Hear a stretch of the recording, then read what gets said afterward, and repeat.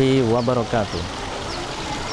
Alhamdulillah, mahasiswa pendidikan Islam Indonesia dimanapun Anda berada, pada hari ini senang sekali bertemu dengan Anda kembali. Apa kabar Anda? Mudah-mudahan saya bersama Anda dalam keadaan keberkahan serta lindungan dari Allah Subhanahu wa Ta'ala. Kali ini kita akan membicarakan apa posisi filsafat, apa posisi evaluasi dalam pandangan filsafat pendidikan Islam. Kita mesti dapat membedakan antara dua pertanyaan yang mungkin hampir-hampir sama, tetapi jawabannya amatlah jauh. Pertanyaan tadi saya bacakan, apa posisi evaluasi dalam pandangan filsafat pendidikan Islam. Yang kedua, apa fungsi evaluasi pendidikan, apa fungsi evaluasi pendidikan Islam. Nah, ini dua pertanyaan yang kalau kita tidak jeli melihat, maka bisa saja kita salah dalam menjawab. Pertama, apa posisi evaluasi dalam pandangan filsafat pendidikan Islam? Kita dapat menggunakan analogi pertama. Ketika kita bertanya kepada seseorang, misalnya seorang bapak, apa pekerjaan bapak? Mungkin dia jawab, pekerjaan saya sebagai guru. Pekerjaan saya guru. Ada yang bilang ABRI, ada yang bilang bekerja di Pemda, ada yang bilang bekerja di pedagang, dan lain-lain.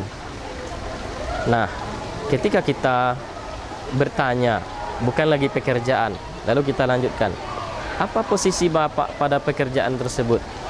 Nah, ini jawabannya sudah menanyakan posisi. Apa posisi bapak pada pekerjaan tersebut?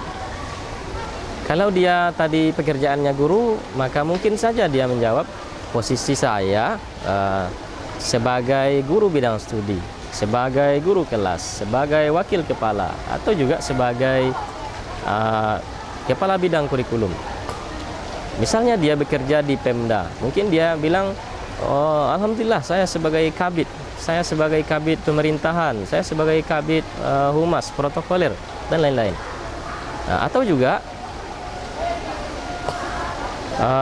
misalnya pada ABRI, nah mungkin dia akan bilang sebagai danrem, mungkin dia bilang akan sebagai penyanyi, sebagai penulis puisi, dan lain-lain sebagainya. Maka dengan begitu, bila kita menanyakan apa posisi, itu berbeda sekali dengan ketika kita menanyakan apa pekerjaan. Apa posisi itu dibalik pekerjaannya. Nah, ketika kita menanyakan apa posisi, jangan Anda lupa bahwa itu artinya pemula dari jawaban sebenarnya adalah apa posisi evaluasi dalam pandangan filsafat pendidikan Islam. Itu pemula jawaban adalah kata sebagai. Nah, dengan demikian kita dapat menyimpulkan kalau pertanyaan itu apa posisi evaluasi dalam pandangan filsafat pendidikan Islam. Saudara, sebelum juga saya menjawab, saya ingin tegaskan terlebih dahulu, kalau ditanyai dalam pandangan filsafat, itu kandungan maknanya berbeda sekali dalam pandangan pendidikan Islam. Di sana ada jawaban filosofis, jawabannya bukan praktis. Kalau kita kembali ke materi-materi yang sudah-sudah, ada filsafat, di atasnya itu ada filsafat, setelah itu ada ideologi, setelah itu ada kurikulum dan materi ajar, terus tuh metodologi pengajaran dan media pembelajaran. Nah, selepas itu intelektual dan etika kejiwaan. Setelah itu ada evaluasi dan lain-lain. Nah, kita sekarang sedang mempertanyakan apa posisi evaluasi ini. posisi evaluasi dalam pandangan filsafat. Sebagaimana kita ketahui, filsafat itu adalah pemikiran yang mendalam, mendasar, menyeluruh, dan sistematis tentang bagaimana pendidikan Islam dapat dijalankan menurut semestinya. Di dalam pemikiran filsafat tersebut menginginkan tipe manusia ideal yang diharapkan.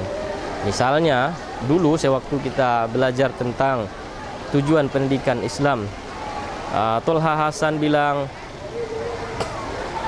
tujuan pendidikan Islam itu adalah mencapai insan kafah. Malik Fajar bilang insan kamil, senada dengan Muhammad Iqbal juga insan kamil.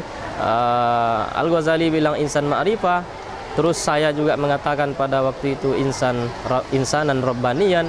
Munzir Hitami bilang menjadi abdi Allah yang akan kembali kepadanya dengan bahagia. Itu adalah tipe-tipe manusia ideal yang diharapkan oleh para pemikir pendidikan Islam. Nah, untuk mewujudkan tipe manusia ideal itu sebenarnya adalah jawaban filosofis. Kalau jawaban praktis mungkin lanjutan dari kurikulum agar dia dapat disesuaikan dengan alokasi waktu, pembahasan dan pokok bahasan, media pembelajaran, metodologi pengajaran. Itu turunan daripada kurikulum dan materi ajar, dan itu praktis sekali.